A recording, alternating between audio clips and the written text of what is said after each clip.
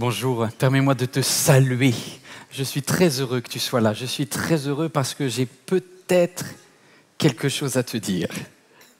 Bon, si c'est moi qui parle, ce n'est pas très intéressant, mais si par hasard, avec un grand D, il y a Dieu qui voudrait te dire quelque chose, tu as peut-être eu raison de te connecter ou tu as peut-être eu raison de venir en présentiel. Je ne vais pas m'adresser à tout le monde, je vais m'adresser à toi. Tu vas me dire si c'est un petit peu de toi qu'on parle. Je parle à quelqu'un qui se trouve dans cet état de cœur où peut-être il y a quelques années, quelques temps, tu avais des rêves, des aspirations incroyables avec Dieu, tu étais en feu, tu étais bouillante, tu priais, tu louais, tu avais même des projets. Et aujourd'hui, tu es comme, mais tes jambes sont coupées. Donc si tu es fatigué, tu ne sais plus trop si Dieu a encore un projet pour ta vie, s'il a des projets pour toi demain. Et tu t'interroges sur Dieu, c'est quoi le plan pour demain? Je ne sais pas ce que Dieu a prévu pour demain. Cette semaine, j'ai un ami qui m'a transféré une vidéo Facebook d'un copain qu'on avait en commun. En fait, à l'époque, on était 3 pasteurs, on avait à peu près le même âge et on avait des rêves pour Dieu, mais incroyables. Et il m'a envoyé cette vidéo de cet ami qui, aujourd'hui, n'est plus pasteur. Il est responsable d'une poissonnerie en Normandie. Et en fait, sur cette vidéo, il fait juste la promo de son entreprise en disant, voilà, si vous voulez venir, voici les articles que l'on vend, etc. Et mon collègue, qui lui est encore pasteur, m'a envoyé cette vidéo du premier en me disant, mais t'as vu? Qu'est-ce que t'en penses? Et c'était pas un t'as vu de jugement, c'était un t'as vu de waouh! Après autant de rêves, après autant d'enthousiasme pour Dieu, on a juste une vie banale, quoi. Et je lui ai dit, il faut énormément de courage lorsqu'on a été pasteur d'une grande église comme lui. Après un accident, un carambolage spirituel, de reprendre la poissonnerie et de repartir dans une vie qui n'était pas celle que tu avais rêvée il y a encore quelques années. Et vous savez, pour toi qui regarde ce message, écoute bien ceci. Dieu n'a pas fait une croix sur toi. Et la situation dans laquelle tu es ne dit rien sur ton cœur. Et Dieu est vraiment intéressé par ton cœur. Et il a même prévu un rendez-vous en tête-à-tête avec toi. Un moment un petit peu confidentiel. Et il va peut-être te glisser une petite parole comme il a glissé à Pierre ce jour-là, qui est dans cet état-là. C'est dans Jean au chapitre 21, il y a un petit rendez-vous en tête-à-tête entre Jésus et son ami Pierre qui est un peu déprimé. Jésus demanda à Pierre une 3e fois, « As-tu de l'amour pour moi ?» Et Pierre lui répondit, « Mais Seigneur, tu sais tout. Tu sais que j'ai de l'amour pour toi. » Et Jésus lui dit, « Nourris mes agneaux. En vérité, je te le dis, à toi qui es sur la touche aujourd'hui, là. Quand tu étais plus jeune, tu mettais toi-même ta ceinture et tu allais où tu voulais. Mais quand tu seras vieux, tu tendras les mains et c'est un autre qui attachera ta ceinture et te conduira où tu ne voudras pas aller. » Jésus disait cela pour annoncer, pour indiquer par quelle mort Pierre révélerait la gloire de Dieu. Puis Jésus lui dit, « Pierre, je te demande une seule chose, suis-moi. » Est-ce qu'il y a quelqu'un qui reçoit cette parole aujourd'hui? Suis-moi. Si Jésus te dit, suis-moi, accroche-toi, accroche-toi. Pierre se retourna et il vit derrière eux le disciple que Jésus aimait, c'est-à-dire le disciple Jean. Et en le voyant, Pierre dit, « Et lui, Seigneur, que lui arrivera-t-il? Qu'est-ce qui va se passer demain pour lui ?» Et Jésus répondit à Pierre, il dit, « Si je veux qu'il vive jusqu'à ce que je revienne, en quoi cela te concerne-t-il? Toi, suis-moi. » On pourrait presque s'arrêter là. Mais si tu veux un petit peu plus, on va Je sais que tu n'as pas beaucoup les jambes, mais Dieu te propose de monter un escalier et l'escalier du jour, il y a 7 marches. Est-ce que tu as la force de t'accrocher et faire 7 marches avec moi parce que Dieu veut te voir plus haut que ce que tu es aujourd'hui? Il n'a pas fait une croix sur ta vie. Il n'a pas fait une. Première marche, es-tu consciente? Et je parle à une femme, je parle à un homme. Es-tu conscient qu'une saison s'achève dans ta vie? Bon, vous n'allez pas dire amen parce que c'est jamais fun de faire le deuil d'une saison. Mais que c'est quand même pour ton bien. Alors, on va prendre verset par verset si vous voulez bien. Parce que la Bible, c'est du caviar, il faut juste déguster. Le premier verset, Jésus demanda à Pierre une 3e fois. Moi, ça m'a interpellé. Pourquoi Jésus demande une 3e fois? Parce qu'il avait déjà eu 2 fois la réponse. Parce que Pierre a renié 3 fois Jésus. 3 fois, il a dit des grosses bêtises. 3 fois. Et Jésus dit, ça a laissé des traces. Cette saison a été difficile. Pierre n'avait pas anticipé que Jésus mourrait à la croix. Pierre était prêt à se battre. Pierre était prêt à tout donner pour Jésus. Il n'y a rien qui s'est passé comme il avait prévu. Il y en a d'autres qui votre vie ne s'est pas passée comme prévu. Le plan n'a pas été conforme aux prévisions. Et du coup, Pierre, dans un moment, a lâché Jésus. Et Jésus, là, il retourne le couteau dans la plaie comme un chirurgien et il vient te faire la cicatrisation et il va t'obliger 3 fois à dire « Jésus, je t'aime ». Mais il y a des cycles, parce que ce n'est pas juste cicatriser tes bêtises, parce qu'on en a tous, hein. C'est dire aussi, allez, on va faire un terme de 3 ans ensemble. On va achever l'évangile. Vous savez que c'est le dernier entretien privé en tête-à-tête de Pierre avec Jésus comme ça. C'est le dernier, on est dans le dernier chapitre du dernier évangile, l'évangile de Jean. C'est les derniers mots en fait. C'est pour ça que c'est important que tu écoutes, ne décroche pas. Et au début, cette histoire avait commencé 3 ans plus tôt, quand Pierre était marin-pêcheur et qu'il était sur le lac de Tibériade. Il était dans une SARL de pêche avec son papa. Il a tout abandonné. Il est parti pour suivre Jésus. Il a pris des risques, comme toi, tu as pris des risques de malade. Même quand tes copines ne te comprenaient pas, peut-être ta famille, à un moment, t'a rejeté tellement tu parlais de Dieu. Ils t'ont dit, mais qu'est-ce qu'elle a, elle est devenue folle ou quoi? Et Pierre, il n'a peut-être pas été compris, mais il a parié sur Jésus, tu vois. Et puis au bout de 3 ans, carambolage. Lui-même a perdu la foi et quand il était dans cet endroit, ce petit feu-là qui déteste, dans lequel Jésus était en train de se faire taper et que quelqu'un lui a dit « Est-ce que tu connais ce Jésus ?» Il a dit « Je ne sais plus qui c'est !» Comme toi peut-être, qui regarde ce message, il y a un moment tu as dit « Je suis même plus sûr que j'ai eu raison de donner ma vie à Dieu parce que pour voir ce qui arrive aujourd'hui. » Écoute bien, alors maintenant tu prends un tout petit peu de recul. Arrête de pleurer sur une saison qui s'achève. Pourquoi? Sinon, tu n'auras pas la joie de voir celle que Dieu s'apprête à commencer. Je voudrais te dire quelque chose. Oui, c'est le dernier chapitre de l'Évangile. Mais on va commencer Actes des Apôtres. Et Dieu n'a pas fini avec tes actions. Dieu a encore des projets et des activités pour toi. Et oui, parfois, il faut accepter de dire au revoir à une situation. Mais on ne veut pas, parce qu'on a tellement de bons souvenirs aussi là-dedans. 2e marche, vous êtes là? On monte. Es-tu consciente que le miracle et l'épreuve sont des jumeaux? Ça, c'est quelque chose qu'on a du mal à passer. Donc, tu vois, quand tu dois passer de la classe, lorsque tu as 11 ans jusqu'à tes 12 ans, là,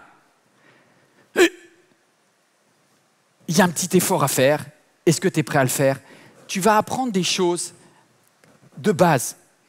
Pendant longtemps, tu as appris en disant « Au nom de Jésus, la maladie s'enfuit, je ne veux plus le problème financier, je veux que mon couple soit restauré, je veux rencontrer l'âme sœur. » Tu as fait plein de prières à Dieu. Et dans ta tête, Dieu est le Dieu des miracles. Est-ce que je peux avoir un... Vous êtes d'accord avec ça? Amen, Dieu est le Dieu des miracles. Et Dieu est le Dieu de l'épreuve. Parce qu'il y a 2 bébés. Et vous ne pouvez pas séparer les jumeaux. Tu ne peux pas avoir le Dieu des miracles si tu n'as pas le Dieu de l'épreuve. Mais non, attendez. Expliquez-moi comment Dieu fait un miracle si tu n'as pas les problèmes. Donc tu dis, Dieu fait des miracles dans ma vie. Dis, t'es sûr? Parce que qui dit miracle veut dire un problème avant, parce que sinon le miracle ne serait pas un miracle par rapport au... mais alors, Vous savez, franchement, moi j'ai passé... C'est la fin d'un cycle aussi pour MLK. Il y en a qui disent, non si, c'est la fin d'un cycle. J'ai eu le cycle de la construction, le cycle Covid, la misère, les problèmes financiers. Et je me suis dit, à la fin, quand on va arriver en 2025, sur les projections, on n'aura plus de problèmes, on sera bien, on n'aura plus de galères financières, c'est fini. Ben si, on en a encore. Je dis, il n'y aura plus de sujets, enfin je veux dire, vous voyez les lumières, vous voyez la foule, vous dites c'est merveilleux, 500 baptêmes, oh là là, pour eux c'est facile de louer. Ma vie là, ma semaine, elle était pourrie. Que des galères. Et ça, on ne le voit pas, parce que quand tu es en extérieur, même les gens, quand ils regardent ta vie, ils pensent que tout va bien. Ta cousine, elle dit, bah alors, t'as vu la chance que t'as un appart et tout. Et toi, tu te dis, mais si tu connaissais les voisins, si tu savais que le loyer, il y a 2 mois d'impayé. Enfin, les gens, ils ne savent pas. Miracle et galère voyagent ensemble. Je vais aller un peu plus loin. Miracle et épreuve voyagent toujours ensemble dans ma vie. Vous êtes prêts à passer à l'étape d'après? On va à l'étape d'après. 3e marche. Il y en a qui disent, déjà j'ai mal, déjà j'ai une tendinite. Es-tu assez mature dans ton amour pour Dieu? Parce que, toujours verset par verset, on continue. Jésus dit à Pierre, as-tu de l'amour pour moi? Pierre dit, Seigneur, tu sais tout. Tu sais que j'ai de l'amour pour toi. Ça pique. Parce que Jésus, il est en train de piquer un peu Pierre. Il lui dit, tu sais Pierre, tu t'es cru plus beau que tu étais. Hein. Je ne parle pas physiquement, je parle spirituellement. Est-ce que vous savez qui a donné le surnom de Pierre? Parce qu'à la base, il ne s'appelle pas Pierre. Qui c'est qui a un surnom ici? Toi qui es devant ton écran, tu as un surnom? Tu as un surnom? Vous connaissez votre surnom? Il y a quelqu'un qui vous a peut-être donné un surnom un jour. Ok. En fonction d'une attitude, de comment il t'a vu évoluer. Et puis, toi, t'es... Et qui c'est qui a nommé Pierre? C'est Jésus, parce que le nom juif, sa maman ne l'a pas appelé Pierre. Sa maman l'a appelé Simon. Simon, qui est le prénom le plus classique dans la Palestine romaine, quoi. C'est Simon. Comme tous les enfants, comme les Marie et les Simon, il n'y a que ça sur la terre. Mais Jésus a dit, toi, je ne vais pas t'appeler Simon, je vais t'appeler Pierre. Moi, j'ai dit, c'est drôle comme surnom. Bon, après, oui, c'est Pierre parce qu'il est solide. Bon, il est solide. En vrai, si vous regardez en anglais, vous allez mieux comprendre. C'est des fois de faire des comparaisons de langue. J'ai découvert ça cette semaine, je me suis senti bête parce que je ne l'avais jamais vu. Quel est le surnom que Jésus a donné à Pierre? C'est Rocky. Vous avez déjà vu les films Rocky? En fait, c'est exactement ça, comment Jésus a appelé. Il a dit, tu ne t'appelleras pas Simon, je t'appellerai Rocky. C'est-à-dire, tu es tellement solide, je bâtirai mon église avec toi. Jésus, tu as raison. Je suis Rocky. Mon niveau d'amour et d'engagement. Et c'est là où Pierre va dire, Jésus, on te suivra partout. S'il faut aller jusqu'à mourir, j'irai. C'est le jour où tu as dit, moi, 10 jours de jeûne, comme ça. Prière, intercession, voilà. Groupe WhatsApp de prière, j'envoie les messages à tout le monde, j'évangélise dans la rue, je te défonce au nom de Jésus. Aujourd'hui, tu n'as plus rien. Aujourd'hui, tu es là. Rocky is dead. Rocky KO. Parce que là, qu'est-ce qu'il est en train de faire? Après 3 ans, la fin de la saison qu'on a vue tout à l'heure, il est de nouveau en train de refaire la pêche, la poissonnerie et tout. Jésus. Vous savez comment Pierre se sent? Il se sent nul. Et donc, quand Jésus lui dit une 3e fois, « Est-ce que tu m'aimes ?» Le mot utilisé pour amour, il est dégradé. Tu vois, avant, Pierre, quand il parlait de Jésus, la première fois, il a répondu « agapao » en grec. Il dit « je t'aime » et tu sais, un peu comme un homme, une femme. Agapao, c'est l'amour top level, tu vois, bon niveau. C'est un amour à la vie et à la mort, fidèle et fraternel. Et maintenant, Jésus lui pose la troisième fois, il lui dit, est-ce que tu m'aimes juste au niveau de l'amitié? Et là, Pierre, il dit, Jésus, est-ce que... Ah, ça fait mal. Je sais que je me suis raté, d'accord? Je sais que, oui, j'ai fait n'importe quoi dans ce domaine-là de ma vie. D'accord, ok, je m'en veux. Tu veux quoi? Tu veux me... Oui, tu sais tout. Je t'aime au niveau philéo. Allez, vas-y, c'est bon, philéo. Et je voudrais te dire une chose. Tu crois que parce que tu vas employer un mot inférieur, tu ne vas pas faire des super temps de louange, etc., que du coup Dieu dit,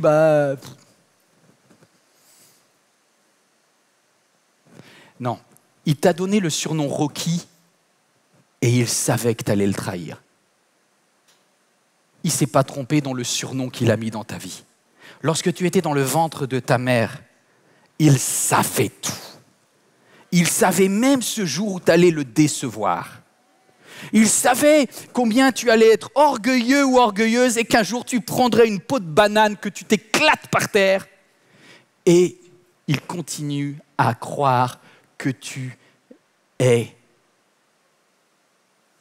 son ami, quelqu'un qui l'aime et il sait que tu l'aimes. Tu sais, le vrai test de ton amour pour Dieu, c'est pas quand tout va bien. Moi, quand tout va bien, je peux faire de la louange magnifique. Hein. Alléluia, gloire à Dieu, je te bénis parce que mon couple va bien, parce que j'ai eu l'augmentation au travail, parce que l'entreprise a fait un chiffre d'affaires de malade. Non. Dieu il te dit, quand j'ai fait la louange, quand j'étais madame dans le service, non. Est-ce que, écoute bien, à l'époque, tu faisais des grandes déclarations à Dieu. Mais Dieu, il te prend tête à tête et il te dit, tu sais, je ne te demande pas une grande déclaration d'amour. Un simple philéo me suffit. Parce que je t'aime de façon inconditionnelle. Et le vrai test, regarde bien ça, le vrai test,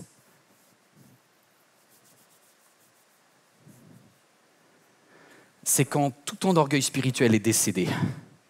On a enterré Rocky la semaine dernière. On a, je ne sais pas si je parle à quelqu'un. Le vrai test de mon amour pour Dieu, c'est quand mon ego est décédé.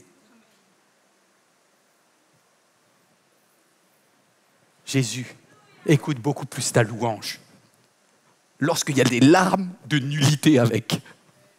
Parce que Dieu résiste aux orgueilleux, mais il élève les humbles. Et quand tu es au bas, il te dit, viens. On peut travailler avec toi. Et on va préparer la marche d'après. Okay. On a fait 3 marches. Fais la 4e avec moi. 4e marche. Es-tu assez mature? Non, cette fois-ci, pas dans l'amour pour Dieu, dans ton amour pour les autres, dans ton amour pour les agneaux. Qu'est-ce que c'est que cette histoire? Moi, j'étais très intéressé par le mot agneau. Je me suis dit, au verset 15, il est dit « Nourris mes agneaux ». Et au verset 17, Jésus dit « Nourris mes brebis ». Ou une autre version, si vous prenez le mot grec, agneau c'est arnion et brebis c'est probaton. Et en fait, on ne sait pas traduire le deuxième, celui-là, ce mot-là. Je ne sais pas comment le traduire. Je ne sais pas si on peut le traduire par agneau ou par brebis. Pourquoi? Parce qu'en vrai, c'est un animal indéfini qui a 4 pattes et qui est petit et qui n'est pas fini. Probaton, ça veut dire qu'il n'a pas... C'est quelqu'un qui est en probatoire. C'est quelqu'un qui n'a pas fini son évolution. Oh, est-ce que tu entends ce que le Saint-Esprit essaye de te dire? Il te dit, je ne te demande pas de prendre soin des stars, des disciples internationaux, de la gloire et de tous ces... Je te dis, prends soin de ceux qui sont en stage et qui sont en train de... Vous savez, moi, je sais pour qui j'existe. J'existe pour 2 types de personnes sur cette terre. J'existe pour ceux, et je le redis et je le redirai tout le temps, c'est mon why, c'est ma raison d'être. Je vis pour ceux et celles qui n'ont jamais entendu parler de Dieu. Donc ceux-là, c'est les probatoires de base. Peut-être il y a quelqu'un dans cette salle, ou toi qui es devant ton écran, tu n'as jamais connu les choses de Dieu. Donc tu arrives, tu ne connais rien. Tu es au tout début, tu es un petit animal à 4 pattes, tu n'es pas encore évolué. Tu es un probaton. Et tu sais ce que Dieu dit? C'est ceux-là qui m'intéressent. Et un deuxième type de probaton, de personnes en cours d'évolution non finie, c'est ceux qui ont été dans le passé debout, mais aujourd'hui sont courbés. Qui avant couraient très vite, mais maintenant ont eu un claquage aux Jeux Olympiques de la vie. Et ceux-là, ils sont en convalescence et Dieu les aime. Et ce que dit Jésus à Pierre, il dit « Pierre, je crois que tu es intéressé par ceux qui réussissent, mais moi je te dis, nourris qui? Nourris mes probatones. » Et comme tu as enterré Rocky à la croix, maintenant je compte sur toi. Parce que tu sais qui tu es, tu connais maintenant tes limites et tu auras plein d'amour pour ceux qui, comme toi, ont connu un accident de la vie. Alors maintenant, prends soin d'eux. Parce que ça, c'est mon cœur. Et je vais te dire une chose. Arrête de prier. Il y a quelqu'un qui a fait cette prière. Seigneur, quels sont tes plans pour ma vie? Et toi, tu veux de l'argent, de l'amour, du pouvoir. Et Dieu te dit, ça, j'attends pas d'un de mes enfants de demander ça. Moi, celui qui veut vraiment faire ma volonté, il ferme la porte de sa chambre et il dit, notre Père qui est aux cieux, que ta volonté soit faite sur la terre comme au ciel. Il dit, tu veux faire la volonté que je veux au ciel? Ma volonté, c'est prends soin des probatones. C'est-à-dire, va voir la voisine et agis envers elle parce que sa vie là, ça ne va pas. Va voir ta petite nièce, va voir ta cousine qui est cassée aujourd'hui et tu l'aides à se relever. Ah, mais c'est pas fun, ça. Bon. Maintenant, je ne t'ai pas demandé de me suivre, mais si tu veux me suivre, alors dans ce cas-là, tes projets, faut que ça s'aligne avec mes projets. Et le cœur de Dieu, mon Dieu, c'est ma prière, et je termine ce point là-dessus. Mon Dieu, tes agneaux à toi seront mes agneaux. En fait, j'aligne mon cœur avec ton cœur. Et du coup, ton plan sera mon plan, et non pas mon plan sera ton plan. Vous êtes toujours OK avec ça? Écoute, je parle à Pierre, mais je parle aussi à Pierrette. Hein. Écoute, Dieu te dit, j'ai pas fait une croix sur ta vie, je sais par quoi tu es passé, je sais que tu n'as pas assuré, ce cycle est fini, et je te dis maintenant, ne reste pas sur cet échec. Grandis et aide-moi à relever les personnes qui sont passées aussi par l'échec. Et puis si tu es d'accord, on va à l'étape 5. Es-tu prêt à dépendre des décisions des autres? Ça, c'est juste le verset d'après. En vérité, quand Jésus commence en disant « en vérité », c'est jamais bon. Ça veut dire qu'il va te parler cash. Des fois, tu dis « Seigneur, parle-moi !» Et puis, il veut te parler cash, il dit « non, j'entends pas ». Je te le dis, quand tu étais plus jeune, qu'est-ce que tu faisais?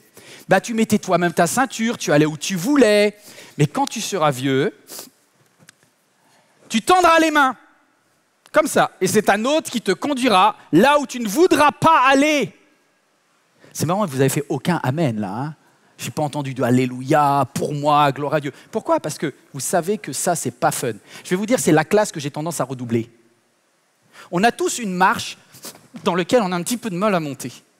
Et moi, je peux vous dire que dans ma vie, cette marche numéro 5, c'est celle qui me fait le plus de mal à la cuisse. Accepter de dépendre des autres. Moi, j'ai une fille qui commence à être adolescente. Tu vois, jusque quand elle avait 6 ans, 7 ans, je lui disais, Shaina, tu mets cette robe-là, dis oui, papa. Et puis, elle est devenue adote.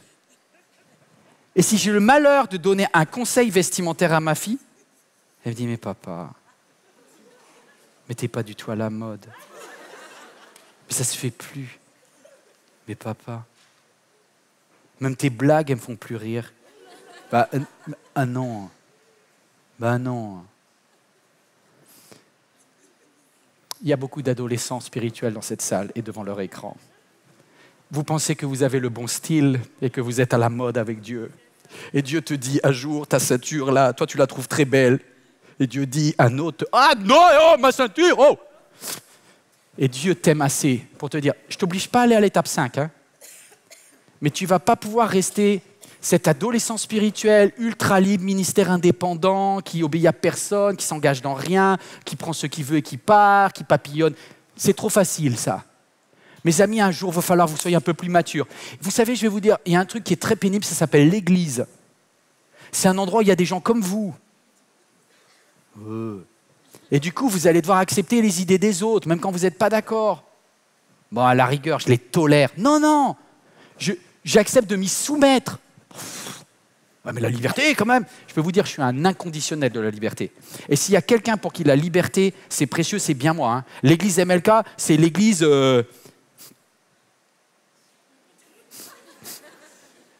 qui a une réputation de liberté absolue. Un jour, on avait fait une réunion interéglise, on avait fait une formation pour des techniciens. Maintenant, c'est daté, donc il n'y a plus les dossiers, d'accord?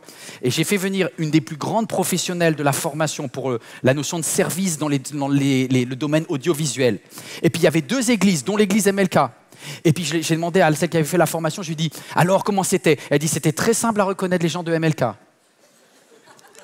Je dis, comment c'est possible? Elle dit, c'est ceux qui étaient en retard et qui avaient un chewing-gum.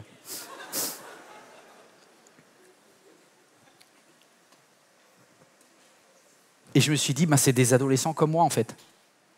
C'est-à-dire qu'on a du mal. La liberté, c'est d'arriver en retard. La liberté, c'est le chewing-gum. La liberté, c'est « Oh, mais dans une autre église, financièrement, j'ai trop donné, je me suis fait arnaquer, maintenant, plus personne ne m'aura, etc. » C'est vrai. Alors, je vais nuancer les choses. Comme à MLK, on a à la fois des grands débutants et des anciens champions olympiques qui sont tous claqués, dont je fais partie. Enfin, claqué, ça ne veut pas dire claqué au sens de fini. Ça veut dire qu'il faut une guérison. Donc du coup, ils sont allergiques. Dès qu'on appuie sur la cuisse, c'est aïe! Et c'est ça, Pierre. Et donc cette étape-là, quand tu as vécu, notamment où tu as vécu de la pression, des abus, où tu as été à fond dans la performance, quand tu arrives à MLK, tu es en convalescence. Et tu es allergique à la douleur. Et tu es allergique à toute forme. Moi, je suis allergique à la manipulation. Moi, je suis né dans une secte quand j'étais petit. Donc forcément, dès que je vois quelqu'un essayer de mettre de la pression, des ordres et tout ça, je suis un rebelle, je suis un adolescent pas fini. Je vais vous dire ce qui s'est passé une fois dans ma vie. C'était un vrai sujet, ça va, parce que je dois nuancer. Oui, c'est bien aussi de dire non à la manipulation. Hein. Donc la soumission, oui, mais il faut que ça soit vraiment de votre volonté et ça peut être qu'un choix de votre part. Un jour, moi, je suis né dans une secte et... dans une secte, ça avait bien commencé, c'était pas une secte au départ, sinon on n'y aurait pas été. Et comme en plus c'était quelque chose de familial, donc c'était mon tonton qui était le pasteur devenu un peu gourou, quoi. Enfin complètement même. Et un jour il a exclu sa propre maman, ma mamie, ma mémé, qui avait plus de 80 ans. Et je l'ai vu pleurer toutes les larmes de son corps, elle ne comprenait pas pourquoi son fils était d'une telle violence envers elle. On l'a récupéré, on lui a créé un petit appartement à côté de notre maison. Ma mère et mon père ont pris soin de la mamie et elle a toujours, parce que vous n'empêcherez pas une mamie d'aimer tout le monde jusqu'au bout, même si son fils lui avait fait des choses terribles, elle l'aimait. Et donc à la fin, au moment de son décès, juste avant, elle me dit « Yvan, je vais bientôt mourir. Pour mon enterrement, je veux que ça soit avec mon fils. » Et pourtant, le gourou, ça faisait des années qu'on ne lui avait pas parlé. Hein. Mais je veux que ça soit là-bas, mais je veux que tu dises quelque chose. Parce que toi, à l'époque, l'église de Créteil, c'était une noisette, hein, il y avait 20 personnes. Hein. Mais elle voyait que vous voyez, il y avait 2 générations de pasteurs dans la famille, bon, qui ne se parlaient pas. Hein. Mais elle me dit, j'aimerais que tu parles, je tiens vraiment à ça. Fais-le pour moi. Je dis, mais j'ai pas trop envie. Elle dit, fais-le pour moi. Ok. Et puis j'arrive à ce triste jour, mais glorieux, parce qu'elle est dans la gloire, elle est auprès de Dieu, mais quand même on pleure un peu sur la terre, et j'ai un coup de téléphone de mon tonton.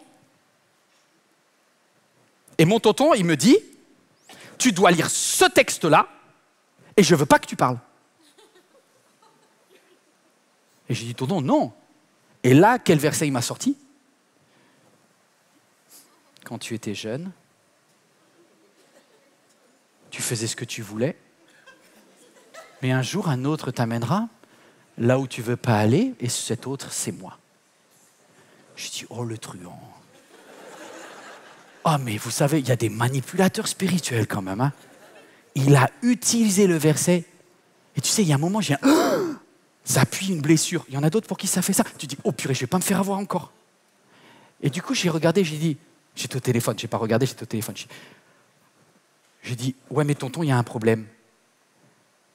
Parce que justement, j'avais pas trop envie de dire quelque chose, mais c'est mamie qui m'a dit, Même si tu n'as pas envie de le faire, fais-le. Donc je vais obéir à mamie.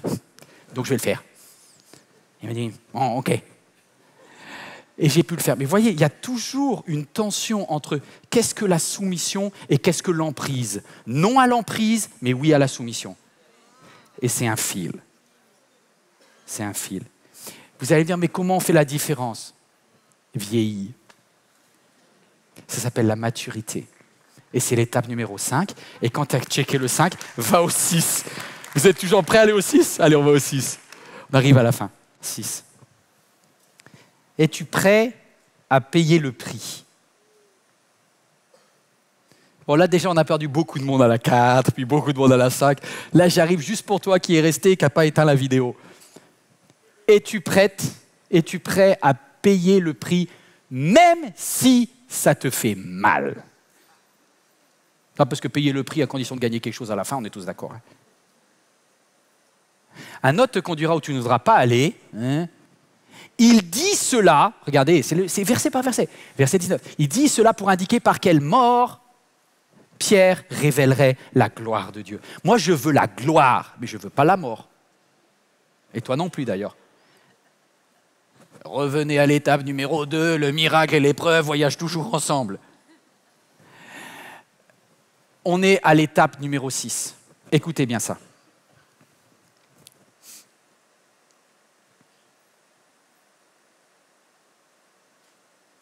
Est-ce que tu fais confiance à Dieu même quand ça fait mal? Prends le temps de répondre, prends le temps de répondre. Est-ce que tu es prêt à faire confiance à Dieu même si ça passe par la perte de capacité? Même si ça passe par une opération? Même si ça passe par des galères dans lesquelles tu es engagé, tu ne comprends même pas comment c'est possible? Est-ce que Dieu reste Dieu? Est-ce que tu... Ah, toi, suis-moi. Même là, Seigneur. Cette semaine, dans les mauvaises nouvelles que j'ai eues, il y a eu aussi celle-ci de quelqu'un que j'admire énormément, qui est un modèle spirituel pour moi. C'est Monsieur Bob Hoskins, un Américain incroyable qui a voyagé dans le monde entier, au Liban, missionnaire au Liban pendant énormément d'années, un homme de Dieu remarquable, qui lorsque j'étais, je vous dis vraiment, un petit grain de sénévé sur la terre, il est passé par l'église MLK, on n'était rien, il n'y avait rien qui brillait en moi, j'ai tout fait de travers, il m'a regardé, j'avais été misérable, et il m'a dit, je crois il a parié sur ma vie, il m'a aidé à avoir cette théologie équilibrée, je crois dans les miracles, mais je crois aussi dans l'épreuve, bref. Et Papa Hoskins, cette semaine, nous a annoncé qu'il venait d'avoir un rapport de l'hôpital qui disait qu'il était en cancer phase 4, métastasé de partout. Cancer des poumons. Et il dit, est-ce que vous voulez bien prier avec moi? Bah oui. Donc moi, je me suis connecté dans le Zoom. On a prié avec lui. Bon, il y en a qui pleuraient, mais pas lui. Parce que Papa Hoskins, qu'est-ce que vous voulez? Il dit, hey, vous savez, là, quand vous priez, là, vous ne trompez pas de question. Il dit, il ne faut pas demander pourquoi. Il faut demander qu'est-ce que tu veux m'apprendre. I do not ask God why, but what. Il dit, demandez pas à Dieu pourquoi j'ai un cancer, il n'y a pas de réponse. Demandez à Dieu qu'est-ce qu'il veut m'apprendre au travers de cela et qu'est-ce que je peux faire s'il me reste quelques jours à vivre. Et je dis, je ne suis pas au niveau là. Moi, je voudrais, au nom de Jésus, je chasse. Il me dit, mais on ne te demande pas de chasser. On te demande de dire pourquoi. Non, pas pourquoi. Qu'est-ce que tu veux apprendre? Qu'est-ce que tu veux m'apprendre? Soit je réussis, soit j'apprends. Bon, ben là, on va être plutôt dans l'apprentissage. Et son fils, qui est très intéressant, il nous disait ceci. Bon, ce qui est bizarre, c'est que au même moment où il y a eu ce diagnostic de cancer qui tombe, alors que son fils, c'est son fils qui racontait cela parce qu'il était là dans le Zoom, et il dit, au même moment où on a appris que papa avait le cancer stage 4, étape 4 métastasé, il dit, j'étais chez quelqu'un. Et donc, il s'effondre et il dit à la personne avec qui il est en train de prendre le café, mon père vient d'être diagnostiqué stade 4, on lui donne quelques jours à vivre. Et le monsieur à qui il parlait lui dit, vous savez qui je suis? Il dit, bah non, on prend le café ensemble. Il dit, mais en fait, je suis le responsable du plus grand hôpital de Californie du traitement anti-cancer. Donc, donnez-moi le numéro de votre père, je le vois dans la semaine. Bah, oh là là, ouais, tu te dis... bah, tu dis, bah alors, il va aller vers la guérison. Bah, c'est pas sûr quand même. Et c'est ça qui est bizarre, c'est que les plus frustrants des miracles de Dieu, c'est les miracles, on a l'impression que le miracle, il n'est pas fini. Est-ce que quelqu'un peut reconnaître que ça arrive? Où tu as un début de miracle, mais à un moment, c'est parti en vrille. Et tu te dis, attends, Dieu, comment tu fais que au moment même où j'apprends la nouvelle, je suis en face d'un des meilleurs médecins qui existent sur la planète? Ça, c'est un miracle. Alléluia. Ben, écoute, moi je te dis, évite le médecin, il va direct à l'étape guérison. Non, vous n'êtes pas d'accord avec moi? Non, mais si Dieu est capable de préparer un médecin autant qu'il prépare direct le miracle de la guérison, enfin, un miracle contre un miracle, je préfère un miracle complet. Vous aussi, non? Est-ce que vous croyez que Jésus peut éviter à Pierre de mourir? Non, mais là, si vous ne répondez pas oui, vous me faites peur. Est-ce que Dieu peut éviter la souffrance de Pierre? Mais il dit un mot et la souffrance disparaît de ta vie. Et en même temps, il dit, la gloire de Dieu, ça sera dans ta mort, mon ami. Ah! Mais on va se retrouver pour l'éternité, parce qu'ici sur la terre, c'est juste l'apéritif. Le banquet, il est au ciel, et on va faire la fête ensemble. Et je suis trop fier de toi, et tu es Rocky. Tu l'as toujours été, même quand tu t'es planté. Et on va fêter, parce que je bâtirai les projets que j'ai prévus pour toi. Ce n'est pas juste des projets d'action, c'est un caractère, c'est une mentalité qui est connectée avec moi, dit Dieu. Et tant que tu me suis, le plan, c'est moi. Wow, wow, wow. Vous n'êtes pas prêts? Même la ceinture, tout. Je te donne tout, Seigneur. Prends mes mains. Et si c'est toi qui conduis, j'irai avec toi. Et Pierre va effectivement donner sa vie pour Jésus, en martyr, un des premiers, dans les arènes de Rome. Certains disent, la tradition dit qu'il a même refusé d'être crucifié comme Jésus. Il a dit, c'est trop bien. Je veux qu'on me crucifie la tête en bas. Bon, après, Pierre, il a toujours aimé faire les trucs un peu différents, comme sortir de la barque et tout. C'est sa personnalité. Et Jésus a dit, non, mais jusqu'à la fin, tu fais le show, mon bonhomme. Alléluia, on y va. Pierre, il a toujours aimé se différencier des autres. D'ailleurs, une petite leçon pour la route avant de partir. 7e et dernier point. La dernière marche, elle est rigolote. Ça donne un peu plus de légèreté. Es-tu prêt à arrêter de te comparer aux autres? Parce que tu vois, Pierre, quand il a appris que ça finissait mal, ben, il a dit, oh, moi j'ai regardé la story Instagram de l'autre. Ah non, hein? Ah non, moi j'ai tout bien fait, Seigneur, hein, j'ai donné ma dîme, je suis resté célibataire hyper longtemps et tout. Non, là, oh. Mais comment ça, là? L'histoire de la maladie, non, mais oh. Et puis tu regardes l'autre, la story, et puis il a regardé la story de Jean. Et du coup, il dit, mais... C'est marrant parce qu'il marche avec Jésus, tu vois. Il dit, ok, Jésus, je te suis. Mais il ne peut pas s'empêcher, c'est plus fort que lui. Petit coup d'œil au pianiste, il dit, et toi, là? Alors il n'ose pas, il dit à Jésus, Jésus, lui arrivera quoi? Parce que sur TikTok et tout ça... Et Jésus lui dit, je t'ai demandé d'être abonné à son compte ou d'être abonné à mon compte? Depuis quand tu compares ta vie à celle des autres, là? Et Jésus lui dit, si je veux qu'ils vivent, en quoi ça te concerne? J'en ai encore pris une. Et Pierre, il dit, bon bah, ok. Et Jésus lui dit, toi, suis-moi. T'as entendu ce que Jésus te demande?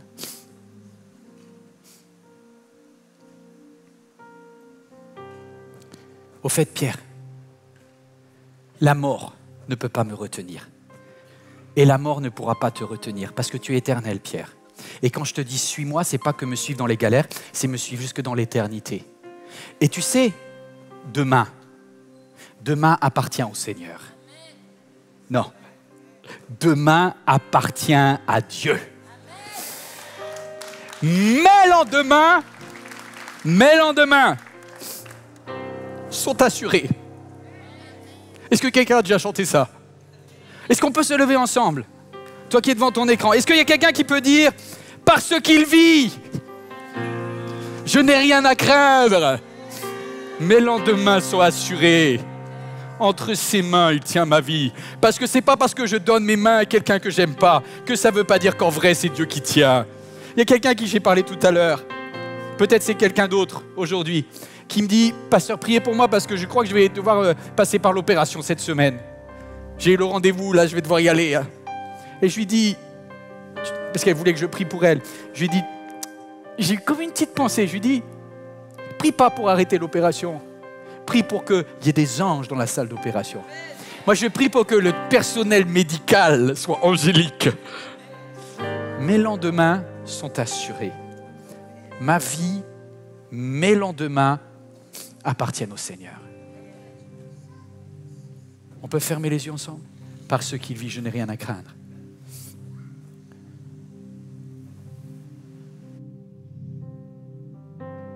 Parce qu'il vit,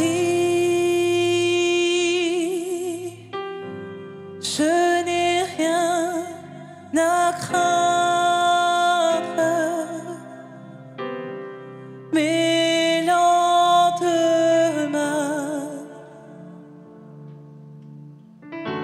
sont assurés.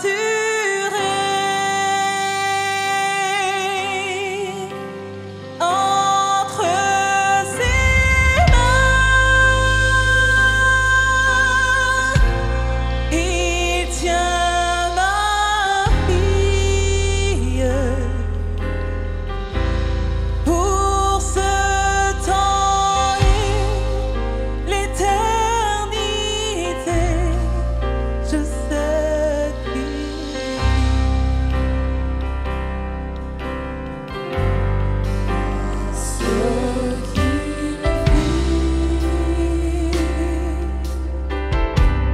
je n'ai rien à craindre. Mes lendemains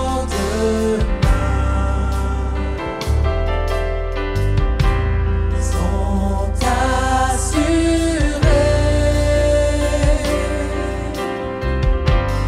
Entre ses mains, tient ma vie,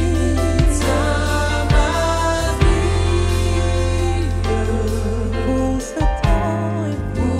ce temps et l'éternité, je sais qu'il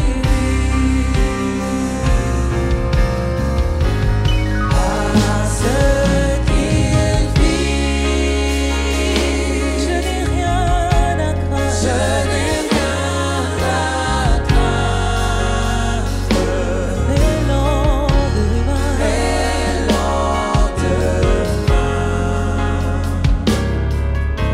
assurés sont assurés.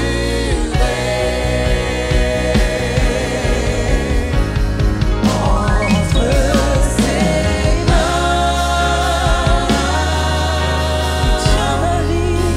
tient ma vie, pour ce temps et l'éternité, je sais qu'il Est-ce qu'ensemble, on peut juste lever les mains, si vous le voulez, si vous êtes prêts à confier votre vie entre les mains de Dieu, et dire, papa, tu sais tout. Tu sais que je t'aime. Aide-moi à prendre soin de ceux qui sont des probatones, comme moi.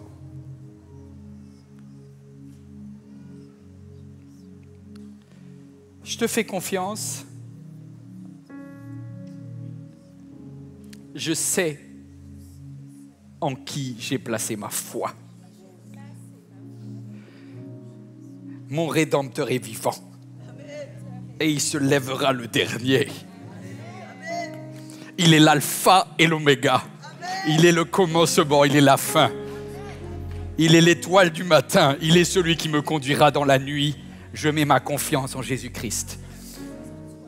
Est-ce que quelqu'un veut juste, on va le reprendre une dernière fois. Je veux entendre vos voix qui font trembler l'épreuve. Parce que vous proclamez que le Dieu en qui vous avez placé votre foi va assurer. Alléluia. Par ce qu'il vit. Parce qu'il vit. Je n'ai rien à craindre.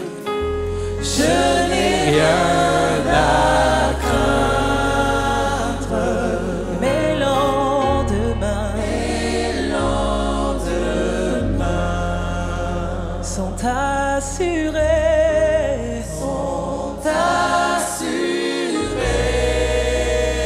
Et entre ses mains, il tient ma vie.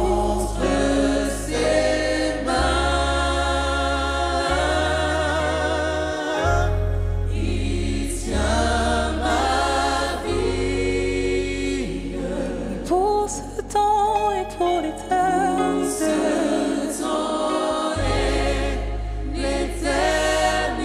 Je sais qu'il vit.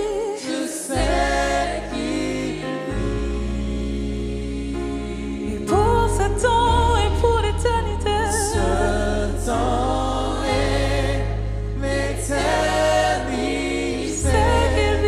Je sais qu'il vit. Et pour ce temps et pour l'éternité.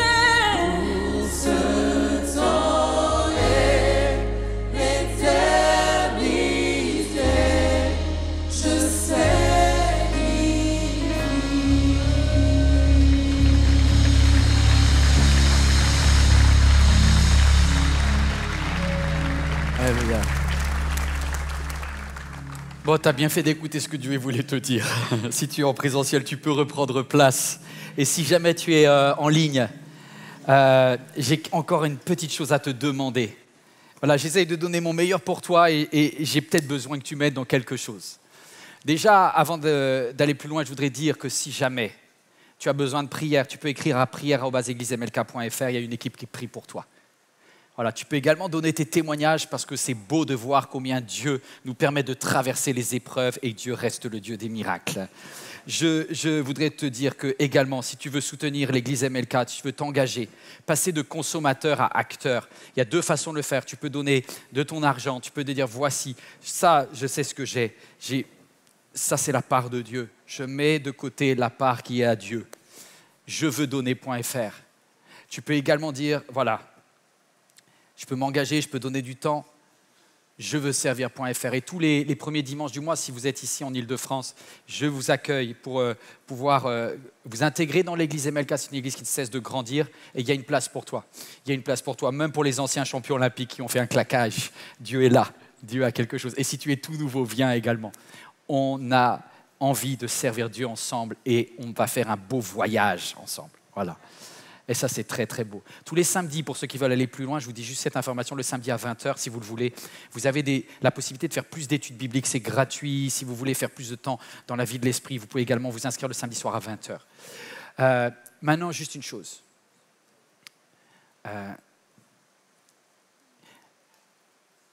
Cette église est une église qui vous respecte, mais profondément.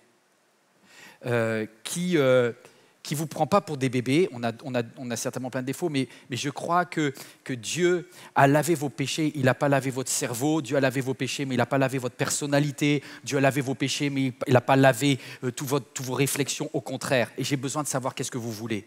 On va avoir des questions à poser. J'ai des questions à poser. Qui vous êtes ? Comment vous vivez les choses? Est-ce que vous pouvez nous donner votre avis? En partenariat avec la Fédération protestante de France et avec l'Institut de sondage IFOP, ils ont proposé des questions qui ont été posées et je voudrais qu'on puisse faire ce sondage à MLK. Je sais, toi qui es en ligne, toi qui es en présentiel, c'est un tout petit peu long. Mais pardonne-moi, c'est parce que je te respecte et ton avis compte. Donc tu vois le QR code, on peut passer également, il y a des personnes qui vont se lever pour vous aider si vous n'avez pas forcément un téléphone portable. Prenez juste ces quelques minutes pour le faire. J'ai demandé à l'équipe de passer dans les rangs. Si vous n'arrivez pas à scanner le QR code, ils vont vous aider, on va se lever, on va bouger. au nom de la Fédération protestante de France, au nom de l'Église MLK, et puis c'est vraiment un très bel outil. Il y a des questions qui sont très personnelles, tout est individuel, tout est secret, vous inquiétez pas avec ça, mais ça nous permet de voir qu'est-ce que vous pensez. Je vous dis un dernier mot, après je vous laisse. Un dernier mot. Les 3 dernières questions sont extrêmement importantes pour moi, que vous soyez ici sur place, en région parisienne, parce que la question à la fin, c'est est-ce que vous voulez qu'on construise un nouvel auditorium? On n'arrive pas à avoir de place, il y a des gens qui ont été refusés encore. Ou bien, est-ce qu'on va créer des campus MLK? Je ne sais pas quelle est la volonté de Dieu. Je ne sais pas ce que Dieu a prévu pour demain, mais demain appartient au Seigneur. Et puis si vous êtes loin et que vous êtes en distanciel, dites-moi, est-ce que vous pensez qu'il faut qu'on démarre ou pas des églises MLK dans une région un peu plus lointaine? Et si oui, est-ce que vous êtes prêts à en payer le prix aussi? Parce que concrètement, si vous le voulez, ça va coûter, quoi. On ne va pas se mentir. Donc, est-ce que vous êtes prêts à donner ou pas? Et si vous n'êtes pas, on ne le fera pas. Mais c'est OK, il faut juste que je le sache, quoi. Pour moi, que je ne m'engage pas à construire des tours où je n'ai pas calculé la dépense avant. Merci en tout cas de répondre à ce sondage. Un grand merci.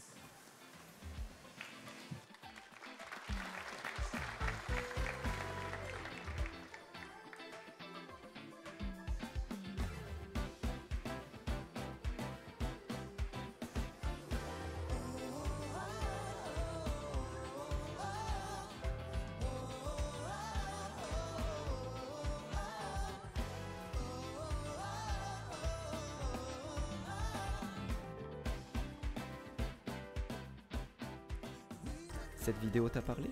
Clique sur j'aime. N'oublie pas également de t'abonner et de déclencher les notifications. Si cette vidéo t'a touché, elle peut aussi faire du bien à ceux qui t'entourent. Prends 5 minutes pour la partager à un proche ou à un ami qui en aurait besoin.